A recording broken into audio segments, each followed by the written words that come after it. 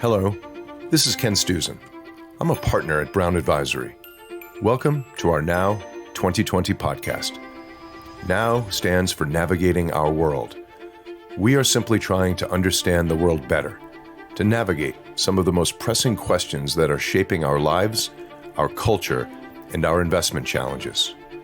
We are committed to sharing the views of CEOs and other leaders so that we can all learn from their perspectives on how to navigate the future. We want to hear from you too. We invite you to complete the short questionnaire on the Now website. And if you would like to hear about future podcasts, please take a moment to fill out the form on the Now website so that we can be in touch with you. As we look to the future, whether we agree or disagree with each other, the one thing we know for sure is that none of us can figure this out on our own. At Brown Advisory, we are focused on raising the future, and we hope these Now conversations will help us do just that. We're in the midst of a national moment of reckoning around the history and ongoing legacy and impact of racism, inequality, and white supremacy in our country. One component of this conversation is the importance of representation and the unfortunate lack thereof across all aspects of our society, from fashion and entertainment to finance, technology, and investing. In this episode, we'll reflect on the state of the venture capital industry today, where less than 1% of venture capital goes to Black entrepreneurs and less than 0.2% goes to Black women entrepreneurs. Venture capitalists can make a difference. While the ultimate success of companies is driven by the entrepreneurs that build them, venture capitalists provide the financing and support for innovators to get their companies off the ground. When only a tiny fraction of venture funding goes to Black entrepreneurs, what are we missing? What problems could have been solved? What impact does the lack of access to capital have on innovation? I'm Keith Stone. I'm a partner at Brown Advisory, and I lead our venture capital investing effort. I am thrilled to welcome to the podcast three successful investors who are deeply thoughtful about how to improve upon the lack of representation in the venture industry. Charles Hudson is the founder of Precursor Ventures, Monique Woodard is the founder of Cake Ventures, and Richard Kerby is a founder of Equal Ventures. Charles, Monique, and Richard were friends long before they joined us on the podcast, and so it was a special treat to be able to facilitate this conversation. One note about this episode: you will hear Charles, Monique, Richard, and me refer to GPs and LPs. In case you're less familiar with the venture industry, GPs, or general partners, are the partners in venture capital firms. They manage the firms, raise money, make investment decisions, and guide the portfolio companies. LPs, or limited partners, invest in venture funds to provide capital for new ideas and benefit if and when the companies in the fund grow successfully and are acquired or go public. As we come to the end of this season of the Now podcast, it is interesting to reflect on how the conversation with Charles, Monique, and Richard echoes previous episodes. John Meacham on the importance of truth-telling. Doug Baker, the CEO of Ecolab, and Linnell Cameron of Autodesk on how business can drive systemic change. And Joel Flory, the CEO of Visco, on the benefits of culture ads and diverse perspectives. Monique, Richard, Charles, it's great to have you here with us. Let's jump right in. Let's start with how did we get here? What are some of the structural issues that contribute to where we are today in the venture industry? Richard, why don't you kick us off? I think historically, venture started off as an industry that started a time frame where there weren't many African Americans in tech or in finance in general. And so when LPs were giving dollars to GPs, the only option were predominantly white men. And that just kind of became a self-sustaining thing over many, many years, kept rolling. And that just became what, LPs started to look for, because the only folks they saw succeeding were, predominantly white men. And so that was the kind of pattern matching in their mind that they were thinking through and going through. Charles, anything you'd like to add? What I'd add is historically, the two best ways to become a venture capitalist are to be an operator who has a huge exit with your company through the venture funded channel, which means you were able to get access to venture capital in the first place, or to have been a partner at an established venture capital firm. And if you look at both of those channels, starting with the first one, in order to be a founder who had an exit for a venture-backed company, you had to get venture capital in the first place. So the flip side too is a lot of the industry was focused on funding people that were already in their network, people who went to the same university, people who'd worked with them at a previous company, people who maybe they had a social relationship with. And so it was a very network-driven decision about who got funded. And as you can imagine, those networks didn't include a lot of Black and brown faces. And second, most venture firms historically have hired from a very small pool of universities and companies. And those universities and companies aren't terribly diverse either. And so what you end up with is the two fastest paths to becoming a venture capitalist, whether it's as a contributing member or as the leader of an organization, was to have raised money or been at a venture firm. And when those two paths look the way they did, it's not surprising to me that we've had relatively few Black and brown VCs break through. What are your thoughts, Monique? Venture capital is a industry in which you get there by being apprenticed by someone, right? So someone sort of gives you the nod and they teach you the business. And typically, networks are not particularly diverse. They are actually incredibly homogenous. And so you would have an older, usually male venture capitalist who's, known the business and learned the business and was probably brought into the business by someone who is older than him and also male. And then they bring in someone who is younger and male, often from the same networks, often from the same schools. And so it's a very cyclical environment, and it's very difficult to break in and have any sort of diversity in that. Richard, you wrote a piece about the lack of diversity in venture capital that's probably a couple years old at this point, but can you share the main takeaways from that?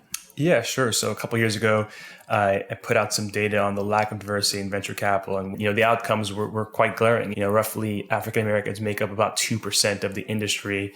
Latinx was roughly about the same thing, slightly lower than African Americans, and the industry was 70% plus white, whether it's male and female combined there, and so that was glaring. And then on top of that, from an education standpoint, Monique mentioned that, and so did Charles mention that people kind of pull from their known networks. And the data suggested that, 40% of folks in the industry went to Stanford or Harvard, oftentimes both institutions. And so when you're pulling from the same crowd, it's no surprise that the industry looks a certain way. And so I'm actually in the process of updating that data now. And unfortunately, not much has changed in that data set. I'd say the biggest change, in the 2-year time frame has been an increase in women in venture, which is great. Predominantly, it's been an increase in white women as well as Asian women. And so that's been the predominant jump that we've seen, but the rest of the demographics look most of the same from my updates so far. And so some change, but not nearly enough change that I think everyone on this call and everyone in the audience would hope for. So what advice do you give to other VCs that may approach you about how to source companies that are led by diverse founders? I mean, the first thing that I recommend when another GP, usually white male GP, comes and asks me how to diversify their pipeline of founders is hire a person who is not a white male. That's not always possible, but, in a year, you may not be hiring. You're only going to usually hire around fund cycles. But that is the number one way to get more diverse deal flow, is to hire someone who doesn't look like the rest of the firm and who has a different network than the rest of the firm. And so barring that, I've seen a lot of funds lately start to make commitments as carve-outs to invest in emerging managers. And I think that's a really interesting strategy for them to get closer to emerging GPs, and specifically get closer to emerging GPs who are Black and Latinx. How do you advise VCs to find diverse candidates? Charles, let's start with you on this one. So we have an all-Black team at Precursor. There's 3 of us, me and 2 really talented Black women on the team. And when we were hiring our analyst, internally, my associate and I, between the 2 of us, have a Duke degree, a Berkeley degree, and 2 Stanford degrees. And I said, I think we have big Bay Area schools covered. And it would have been really easy to just say, we're going to send an email to Stanford and we're going to post it there and we'll get a bunch of really talented people. And we'll do the same at a couple of schools. And we just said, let's try a different experiment. Let's try to do the opposite of what most venture funds do. Let's try to push our analyst job spec out as far and wide as we can on the internet. Let's try to get it in front of as many different people as we can. So we ended up getting 400 applicants. And we're not a big firm. We're not Sequoia or Lightspeed, some big brand name firm. And we whittled that down to basically a group of 10 candidates. And the person we hired, I literally couldn't have been further outside of our network. She went to a school where neither my associate nor I had any contacts. She'd spent most of her career on Wall Street. She was a native New Yorker. She hadn't worked in tech before. She was just different. And I think other than hiring my associate, it's like the best decision we've made on the hiring front at the firm, because she brought what I would describe as like a healthy skepticism about tech and venture, because she isn't from here. And I think what ends up happening is when you're embedded in some of these markets and businesses, you start to internalize all of the logic that's sort of common knowledge. And she just brought a refreshingly good outside perspective. And I've told other people, like, you can do this. This is not hard. But part of it requires you being open to the idea that the person that finishes at the end of your process will look different than the people that you normally have at the end of your process. Yeah, and I think in order to do that work, you really have to see this as mission critical to the growth of your firm. And what is mission critical to the growth of your firm is continuing to find new opportunities in areas that you may not have looked at before, or areas where there is something new happening, or areas where other VCs are not going to be as competitive. You're looking for alpha. And so every person on your team has to be different enough so that you're constantly widening the aperture of what you're seeing on a regular basis and finding the best deals and the best founders and the best opportunities in the best industries. And I think the more diverse you can make your table, the more diverse a table you can set for your firm, the better you're going to be at doing that.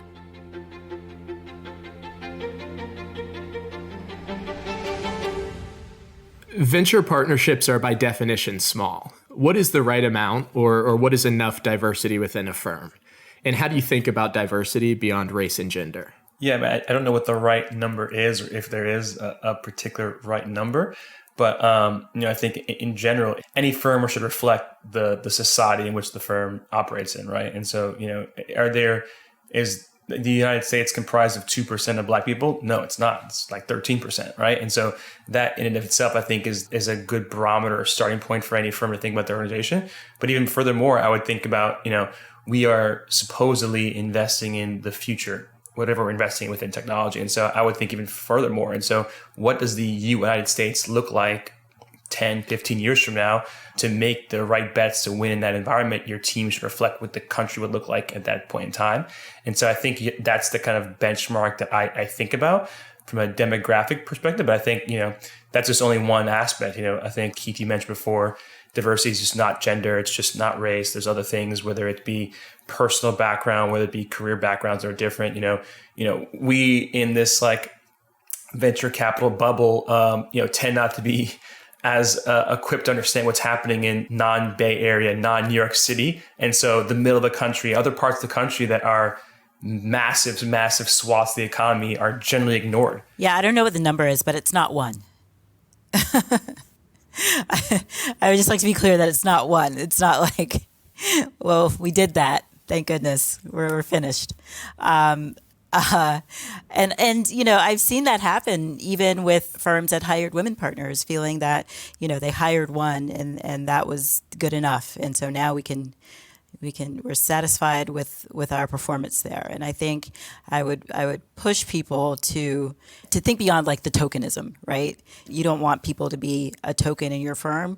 You actually want them to be part of a team and part of a broader strategy and inclusive thought process around how you're building that team out. I would also just say to Monique's point, if every firm had one, it'd be a gigantic accomplishment and a huge improvement over where we are at the moment.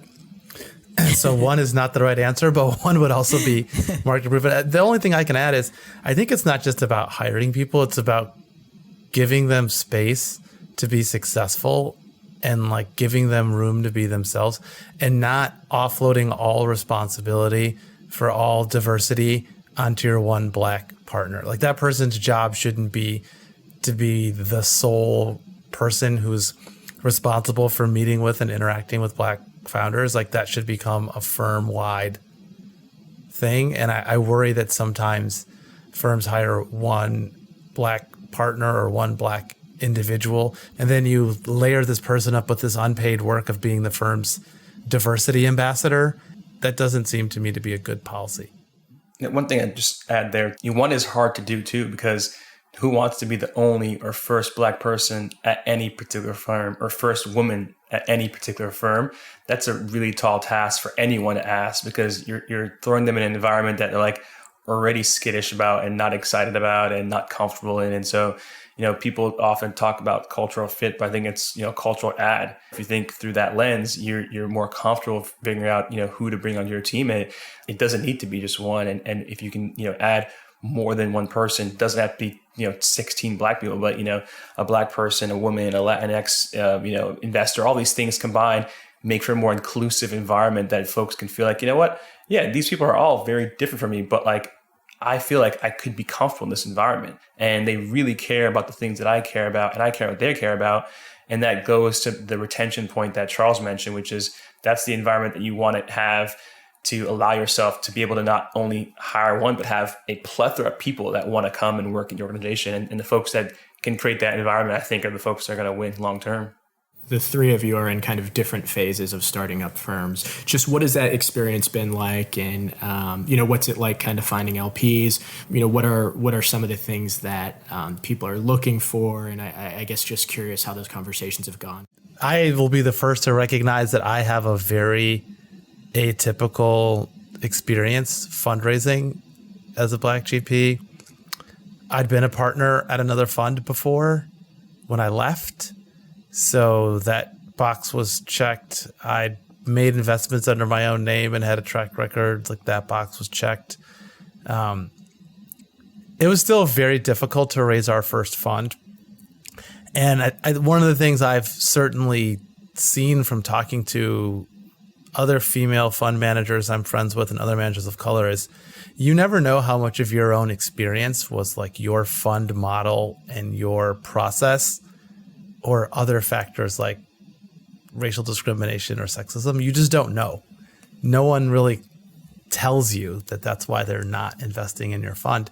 I thought our first fundraise would take a year. It took more like 2 years, and we raised a grand total of $15 million. And it still felt almost impossibly hard to get Fund 1 done, which makes me think, how much harder must it be for the Black and brown GPs who have none of those advantages, who haven't worked at an institutional VC fund, who don't know a ton of LPs, who don't know the language and don't know sort of the logic of how to pitch and build a portfolio construction. We raised our first fund the past, I guess, year and change. It took us about 18 months to do it. So, also quite a while. Had some advantages like Charles had, not the same, had worked at two previous funds before that I would say were funds that are quite well known in the venture industry. So it brought some cachet on that, team page and background page that someone on the LP side can say, okay, yeah, I know those names. I trust that, he or she knows what they're doing. And so that was great. Nonetheless, still had challenges. You definitely, to Charles's point on understanding, did I not get it because my strategy didn't fit, or did I not get it because they didn't want to invest in a Black GP? You can get some hints of that. I know I was in a room with a well-known LP to, I'm sure, everyone on this podcast, and you always want to hear about that question about differentiation. So how are you different from fund X, Y, or Z, or just like any seed stage fund? Really easy question to ask, but the way the question was asked to us was, hey, Richard, how is your fund different from this other Black GP's fund? Out of all the funds in the planet to think about and to compare one to, no one wants to be compared to the other Black fund that's fundraising right now. That is a question that, doesn't necessarily happen in every room. And so that starts to get you the hints at some of the things that are harder to do in the fundraise process. I think everyone comes with like a little bit of privilege. And so I think it's a very little bit. My little bit of privilege was I having name recognition, right? So people know who I am, and that opened a lot of doors with LPs. But then it got me in the door. It doesn't always necessarily end up being like a check closing thing. And there isn't as good or as deep data as the data that Kerby referenced at the top, but anecdotally, there are very few Black women GPs who have raised, in Fund 1 over $25 million, right? Most of those funds for Fund 1, led by a Black woman GP, come in at like $3 to $5 million, actually. Very small fund sizes. That has certainly been a challenge. That is incredibly like gender based, and I think that's a few things. There are very few Black women GPs who were previously at big institutional funds. I was at 500 startups before, and I scout invested for Lightspeed, but people read that differently. Every LP will read that experience very differently. I had one LP who actually really liked, but when I was meeting with them for the first time, it was sort of in the midst of a lot of venture funds hiring their first woman partner. And I did my pitch around Cake Ventures, and I told them what I invest in. And they said, well, why are you here? You could probably go to any large venture fund and you're Black and a woman and just like walk in there and get a partner role. And, I was sort of like, that is a great question. Because if you just look at the data around how much money Black women GPs raise and how many of us are out there and how many of us have been able to do it successfully, you would think that it is a fool's errand to think that you're going to go out and raise a fund of any significant size. So I think that, while the bias cuts against color lines for sure, there's also the bias that cuts against gender lines. And those two things combined make it exponentially difficult in a lot of cases for Black women fund managers to succeed in the space. There are so many unknowns when you're investing in venture. And so this idea of pattern matching is a widely accepted methodology when evaluating new opportunities. And by the way, this applies not just to VCs that are looking at founders, but also LPs that are investing in venture capital firms. People tend to look for things that are familiar to them or that remind them of prior successful investments. And the reality is there are a lot of firms and there are a lot of LPs that have been successful despite having, I think what we would all agree is a pretty appalling lack of diversity in their portfolios. But those folks might not see the need to change given their prior success. What are people missing if that's their mindset? Yeah, so the first thought on my mind there, as you said, Keith, is there's plenty of very non-diverse funds and teams that have been very successful at deploying capital and returning lots and lots of capital to their LPs. There's also many, many more non-diverse fund managers that have returned horrible results to their LPs, lost money for their LPs. I think the issue there is that the opportunity for having, Black, Latinx, and other GPs to have the chance to put those returns up just hasn't been there historically. So venture capital is all about finding the next big thing, right? And from a cultural perspective, that next big thing is often created by or influenced by or driven by Black people. So can you touch on what investors are missing out on by not investing in Black founders? I think sometimes as venture capitalists, we've been saying things for a long time that I think to me feel cringeworthy now. And I think for a lot of firms, there's this notion that how can I invest in a company where I'm not the customer? Or how can I invest in a company where I don't understand the customer? Which to me has always been code for if I wouldn't use it or it doesn't work for my family, I'm probably not going to invest. And if you think about where venture capitalists come from socioeconomically, there's just a lot of problems that as a group, we probably don't identify with if we apply that lens. I'd argue most venture capitalists I've talked to don't know nearly as much as they think they do about AI, ML, deep tech, some of these technical areas. But it's been okay to say, I will invest in new technology areas where I maybe don't yet have expertise and I'll learn along the way. But it hasn't been as comfortable to invest in new audience groups or in new types of people that are not like the firm. But I find it very liberating to say that my investment criteria does not require me personally identifying with the problem that this company is solving in order to say yes. And I think that firms are going to have to start to move away from thinking that the things that got them where they are today are the things that are going to get them to where they need to be tomorrow. So they may have had, multiple years of great returns, but the fact is that I invest in demographic change. And the fact is that the internet user base is changing rapidly. And people of color are on track to become the majority in the United States. If you look at young generations that drive internet adoption and drive technology adoption, those generations, Gen Z and the upcoming Gen Alpha, are already majority minority generations. And so many VCs are obsessed with Gen Z, but fail to like take the next step in their thinking and say, oh, wait, that's actually a majority minority generation that is making TikTok explode. That's actually a majority minority nation that is driving usage and driving conversation on a platform like Twitter. And these things can be extrapolated across many different categories of technology. And if you are going to be a firm that continues to deliver returns in the way that you have been, you're going to have to start to invest in these products that touch communities that you don't know very much about. And if you're looking for opportunities, you're going to start to have to figure out ways to look for them in other categories or focused on other user groups that you may not have a lot of experience with.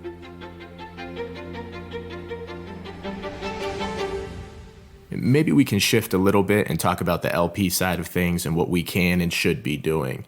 Right now there's a lot of focus around backing diverse managers.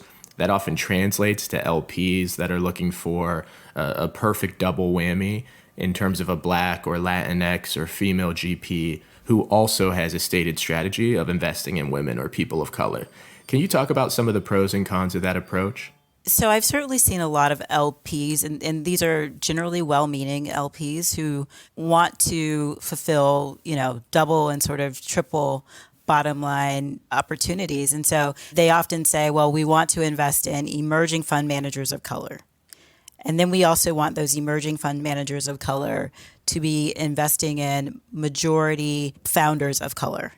And then we want those founders of color to also be building companies that can be described as impact companies. And so by the time you slice and dice it 3 different ways, you're really sort of hamstringing GPs in a lot of ways to only do this very finite sliver of something that you believe is really important to you and you probably believe is good for the GP, but that leaves so many people out of what would normally be a qualifier, right? And so I think it's really important to be able to say, look, if a GP walks in the door and they are working on, investing in artificial intelligence companies and there is no social impact focus and there is no racial focus, they should be able to do that. I think limiting the scope and professional dreams and professional acumen of GPs is actually the opposite of what I think LPs should be trying to do. I think the real conversation you need to be having is with funds led by white male GPs and telling them and looking at the makeup of their portfolios and saying, okay, well, why are there no women in your portfolio or why are there very few Black founders in your portfolio? You need to be doing the same sort of curation of their portfolio and of their focus that you're trying to do with fund managers of color. But I think, trying to do that is actually incredibly detrimental and it gets you the opposite of what you actually are trying to optimize for. So as an extension of that, does part of the change also need to be more diversity on the LP side of the world? It doesn't solve all of the problem, all of the issue, because I think that often the person who is making the decisions within an institution, for example, is making those decisions and trying to set those guardrails around fund managers of color because that is what the institution wants. It's not necessarily that, a Black person in the LP seat is going to give you a different outcome. It's really about changing the thinking of the LP base as a whole. One thing I think I'd add there on Monique's point is that it goes back to what Charles said on the GP side, which is that for LPs as an entity, they need to care rather than hiring hiring the one Black person, the one Latinx person on their team, because then that one Black person or Latinx person is then tasked with go find me Black and brown GPs. Then that comes back into their investment committee and like, oh, here's Richard again. He's going to bring another, black GP in here or Latinx GP in here. And then it becomes, almost like not an afterthought, but then it's dynamic internally within the LP itself. And so, yes, more diverse teams at LPs is helpful, but I think it needs to be done, delicately and correctly so that it's not seen as this like adversarial thing. Like every time Richard or Charles pitches a GP, it's going to be that same exact person over and over again. And another point I'd make is that I think more and more capital targeting diverse managers is great. The one dilemma is that when there's these, multiple buckets at these LP institutions where you've got this diverse manager pool and then this main pool, and, automatically I come in the room and like, okay, Richard, cool. We're talking about you at the diverse pool, and our diverse pool checks are $500,000 to $1 million. And I'm like, okay, but then like the main pool checks are like 5 to 10 million. And so why is it a or rather than an and? And if structured correctly as an and rather than an or, that I think does a better service in solving the problem that diverse fund mandate is supposed to solve in the first place. My sense is that part of the reason we got such a rapid change, it's still not enough, but a rapid change in the female representation in venture firms is that behind the scenes, LPs used their social capital, their financial capital, and applied pressure to firms and said, this is as of now, this is unacceptable. Like, you need to address this, and like, you will address this, and like, this is an important thing. And they, whether it was like explicit or implicit, pressure was applied, and it was effective. Because you look at a lot of firms that had never had a female GP before, who had every excuse in the book about why it was simply impossible. Bang, suddenly they had this amazing female GP on their team. It turns out that she's amazing, and like the talent was sitting there all the time. I worry that not as many LPs are willing to apply the same level of pressure and social capital, and when it comes to questions of racial equity. And I don't say this cynically. I do think the industry has not done a good job of cultivating black talent. And I'd argue there's been tons of female executive talent in the Valley for a long time. So finding female executives or angel investors who could become great VCs, it was really like negligence that they weren't in the industry. Like the talent was like literally right there. And I'd say socially, these people were already connected. Like, I know GPs who've had female managers, worked for a female CEO. I don't know that many VCs who've ever worked for a black person, period, in any managerial capacity. Maybe if you were at a large company and you happen to be in a division that was run by a black professional, maybe, but I think most people, it's never happened. And part of me feels like, I don't want to say it was easy, but like you could apply confident pressure around gender because you could point to many, many candidates that were worth recruiting. I sometimes get the sense when I talk to LPs one-on-one that there's some hesitation that, well, what if I push this firm to bring on a black investor and they can't find one? I'd argue shame on that firm for not having a network that includes talent from black people. And so I really would encourage LPs who feel comfortable doing so to push mainstream firms harder on this issue.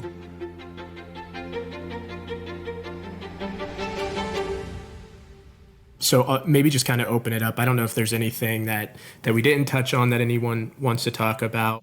I really want to make sure we don't lose the thread about what Monique said about LP expectations for black GPs. I think this is like the one thing, going to your earlier question about my first fundraising experience, the number of times I walked in and people said, oh, this is great, so you're doing a diversity fund. I'm like, I don't even know what those words mean. Like, I literally don't know what those words mean, but you said them before I even opened my mouth, which tells me a lot about the assumptions you're bringing into this conversation about like our fund strategy and the kind of founders that we're going to back. And I think one of the oddest things I've learned as a GP is I think it has been easier for us to construct a portfolio that I'm really proud of in terms of racial and gender diversity lines by not explicitly saying that we're a diversity fund, whatever that means, and just saying we're a fund that cares about funding a broad number of people And if we fall below certain thresholds, I will feel like we failed as a fund. I feel like it's been easier to get mainstream LPs excited about our strategy, even if the outcome of that is similar to what it would have been if we were a quote unquote diversity fund. And I've just found as a Black GP, the number of times I've walked into rooms and people have either had that assumption, or when I've told them that's not our plan, they've been almost offended that it's not our plan. They're like, but you're a Black GP. Isn't that what you should want to do? I'm like, look, the industry needs a couple of things. We need role model funds that are Black GPs that are focused exclusively on Black and brown founders because they're underfunded as a group.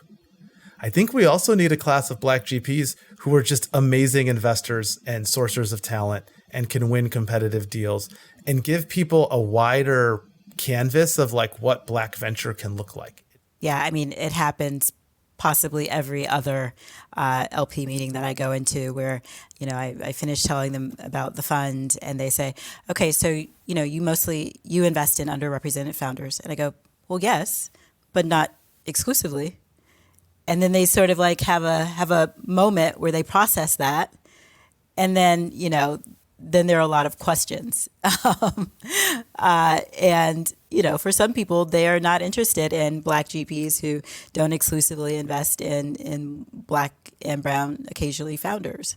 And I think that is extremely limiting. Look, I think non-Black founders also need Black fund managers to invest in them.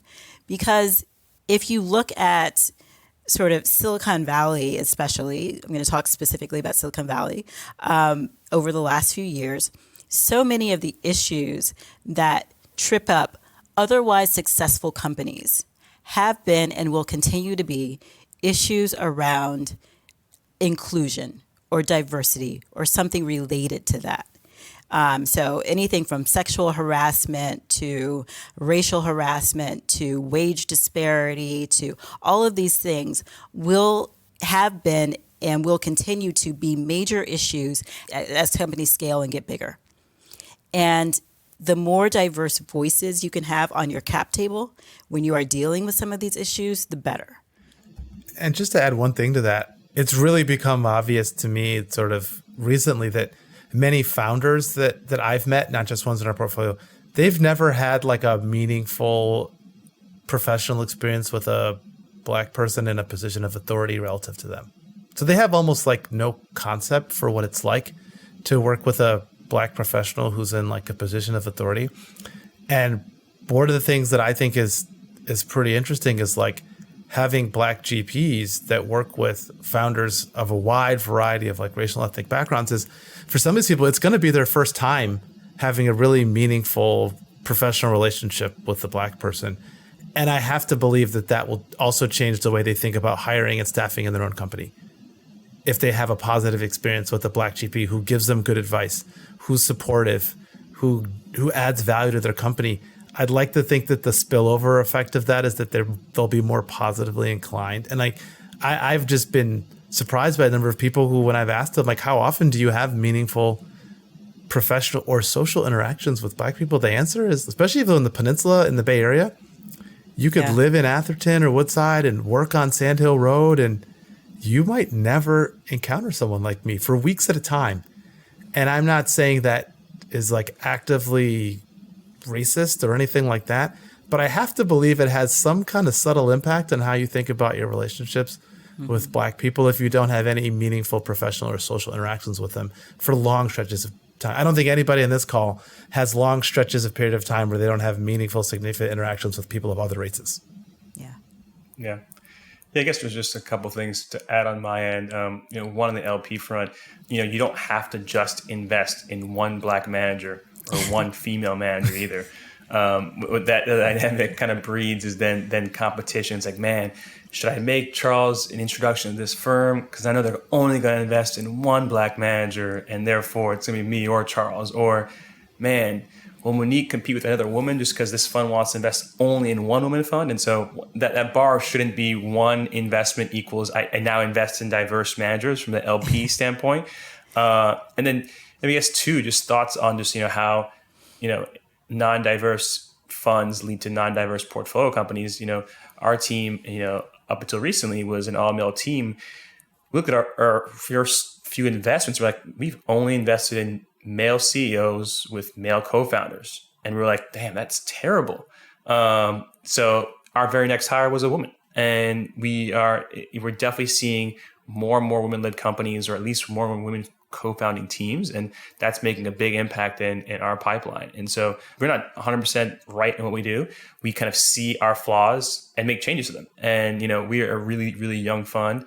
And we were able to not solve it completely, but, make strides to solving that problem. That should be happening in every single firm if you just look internally. And more to the point that I think Monique alluded to earlier is that as I'm updating my data on the lack of diversity in venture, what we're doing is correlating that to the lack of diversity amongst the venture portfolio. And so, surprise, you have an all-male team. You have, 0 Black founders, 0 female founders in your portfolio. That's your direct correlation right there. And so if you want to have that far-founding impact of reaching diverse customer bases and diverse employee bases of companies, you have to start up top, because that's how you'll filter down the rest of the way, because it's a clear correlation between the makeup of a venture fund and the makeup of their portfolio. What are some of the things you're seeing in the venture industry that give you hope? And what changes do you ultimately hope to see? What I am encouraged in seeing is that, one, folks are putting dollars to work, right? So we've seen, announcements from Google, SoftBank, Netflix, and others. I think all of that is positive. The one thing you could knock on them is that, those dollars appeared in about 5 seconds, which meant, they could have done that whenever they wanted to, which either meant, one, they didn't care, which I don't necessarily believe that necessarily, or 2, it's just neglect and weren't even thinking about it. It never crossed their mind that, man, as I walk through the halls of my company, I never see a Black person that was okay to them. And so that's something that's, I think, in the back of people's minds, but great to see the initiatives and dollars that are now flowing in that capacity. I think it's great to see funds, whether publicly or privately, doing their best to make sure that their future hires are more diverse employees. I, for one, make myself available to anybody who needs help recruiting, he needs help thinking about initiatives. I'm an open door and happy to discuss anything.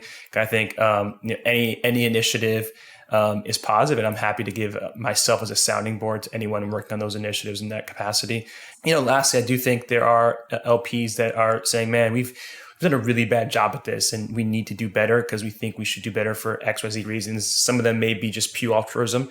Some of them is pure profit. Whatever the reason is, I think it's all positive. And so I'm glad to see some of that happening in that dimension. So I think all those things are working in our favor. Yeah, I guess for me, the goal is simple. I just want to normalize Blackness in venture capital and startups. I think now, anytime a Black venture capitalist does something, it's amazingly noteworthy because it's so rare. And I look forward to the day where it's just not rare. It's not rare for you as a founder to walk into a pitch meeting and see a Black venture capital face across the table. It's not rare to see multiple Black venture firms on a cap table. It's not rare for a limited partner to meet with a new fund started by a Black. I just want it to become normal. And I look at in a short period, I don't think it has to take a long time. In a fairly short period of time, we've made a lot of progress in normalizing women-led startups and female venture partners. We still have a long way to go, but I think it's it's not shocking to me if I walk into a room and see 2 or 3 female venture capitalists. That's okay, yeah, that happens more often than not. And my real hope is we can get there with Black people. And I think it's going to take leadership in our industry. I actually think, to me, Lightspeed hiring 2 more people, and and General Catalyst has got a handful of folks. I think as more of these bigger firms show that it's possible, it takes away the excuse that no one can do it, right? Only the Black firms can hire Black people.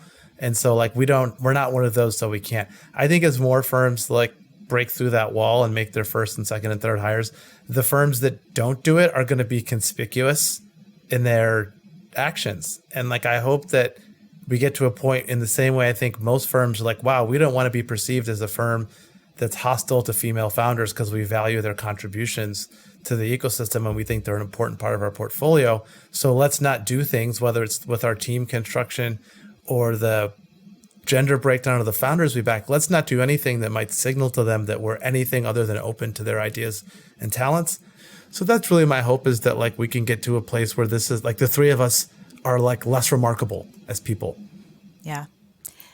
And I hope we get to a place where LPs have expanded their vision of what a fundable fund manager actually looks like. And that includes Black fund managers, and specifically that includes Black women fund managers. I want us to get to a place where Black women fund managers can raise sizable funds that are sustainable, and that there are LPs who are willing to back these funds and willing to take a chance on a fund one or fund two of a lot of these great fund managers who are coming to market. And I think those things are good for the industry as a whole. I think that they're obviously good for fund managers, obviously good for LPs, also really good for founders. And so I really want people to start to understand what the value of having great Black investors actually looks like, and how that changes and improves the industry for the long term. Monique, Richard, Charles, this has been a fantastic conversation.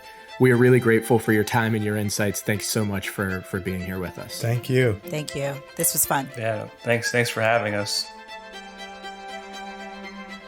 Thank you for joining us these last several months for our Now podcast series, as we have sought insights to help understand our rapidly evolving world. We have learned a lot from these conversations, and we hope you have as well. If you would like to stay up to date about future podcasts, please fill out the form on the Now website.